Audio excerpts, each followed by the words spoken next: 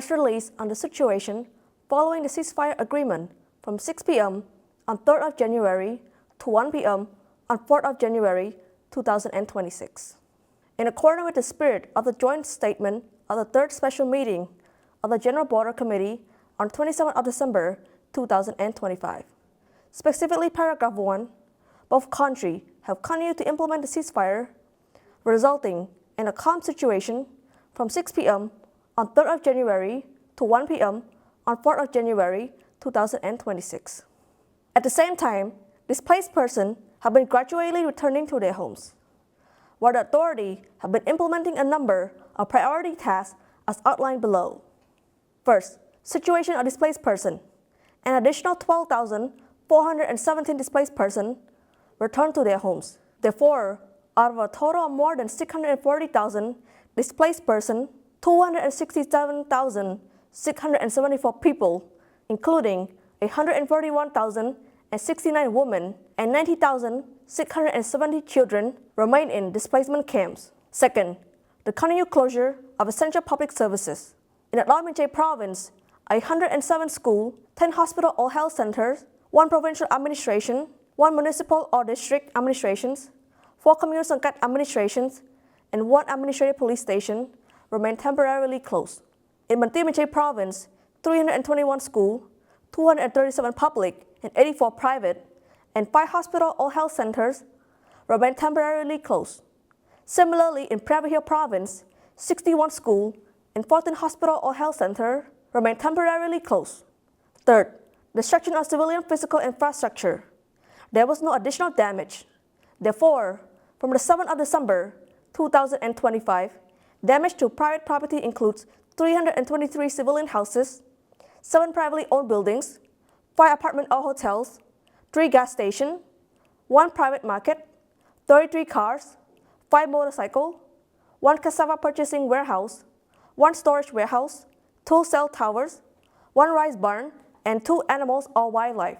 Damage to public property includes 25 schools, 7 health centers, 39 government office buildings, 6 pagodas, 1 alms-giving hall, 1 statue, 1 vehicle, 4 ancient temples, 5 bridges, 1 market, 4 road sections, and 1 electricity supply facility. It was observed that in Posat Province, Thai armed forces cut locks and forcibly entered civilian homes in Songkum Thmai village, subsequently confiscating valuable property from 8 houses, including 4 motorcycles and 2 village garbage carts. Fourth, measure to rehabilitate houses and villages of displaced persons. In Prabha Province, the impacts and damage in Chomksan district are being assessed, and food supplies have been transported to civilians who are not yet able to return to and reside in their homes. In Adlamanche Province, a total of 84 villages remain inaccessible for civilians to return, while officials are actively repairing houses and village condition in 172 villages. In Mantimenche Province, officials have arranged temporary shelters for civilians who are not yet able to return to their homes, and provided education on unexploded ordnance. In Battambang Province, authorities are repairing 8 civilian houses in Phnom Penh district and 27 houses in Sampalun district, and are coordinating with unexploded ordnance clearance teams operating in residential villages. In Posat Province, officials have conducted inspection of civilian houses in Songkum Thmai village. In Kakong Province, authorities and relevant officials are conducting inspection and providing additional assistance to displaced persons facing difficulties after returning to their homes.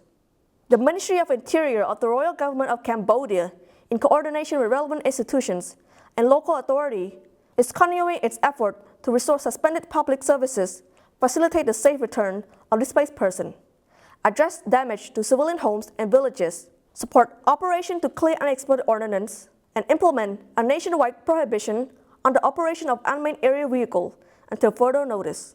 The Ministry of Interior of the Royal Government of Cambodia expresses its full support for the Royal Government's strong and resolute protests carried out under the strategy of quiet but not silent, to peaceful means, legal channels, and diplomacy, in response to Thailand violations. These violations include the unlawful station and occupation of territory, particularly military operation conducted by the Thai Armed Forces in several locations across 4 Cambodian provinces, namely Banteay Meanchey Province, Posat Province, Previha Province, and Odor Meanchey Province.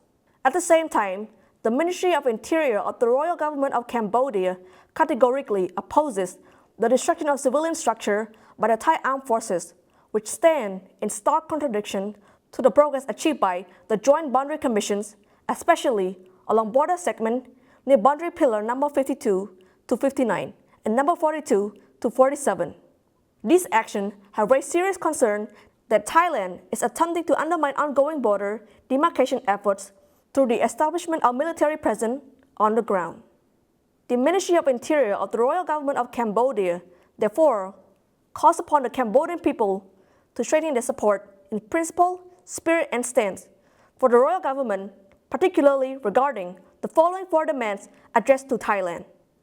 First, to immediately cease all hostile military activity along the Cambodian-Thailand border and within Cambodian territory. Second, to withdraw all military personnel and equipment from the territory of the Kingdom of Cambodia to position fully consistent with the legal established boundary. Third, to respect the mandate of the Joint Boundary Commissions of the 2 countries to demarcate the boundary based on existing agreements and international law. And fourth, to comply in good faith with the term and the spirit of the ceasefire agreement of 28 July 2025, the Joint Declaration on Peace and the Peaceful Settlement of Dispute between Cambodia and Thailand signed in Kuala Lumpur on 26 October 2025, and the Joint Statement of the Special GBC meeting of 27 December 2025. The Ministry of Interior of the Royal Government of Cambodia respectfully expresses its sincere gratitude and full support for Samdech Techo Hun Sen and Samdech Thapadei Hun Manait for the soundly formulated and effective national defense strategy, which has provided the Cambodian people, both within the country and abroad, with an increase of reassurance, confidence, and pride. We pay our deepest respect and tribute to the fallen heroes and share in the sorrow and mourning of their families, honoring their sacrifice and service to the nations. We also wish a swift and full recovery to the wounded forces who are currently receiving medical treatment in hospitals. May our fellow citizens continue to uphold the enduring spirit of Khmer unity forever.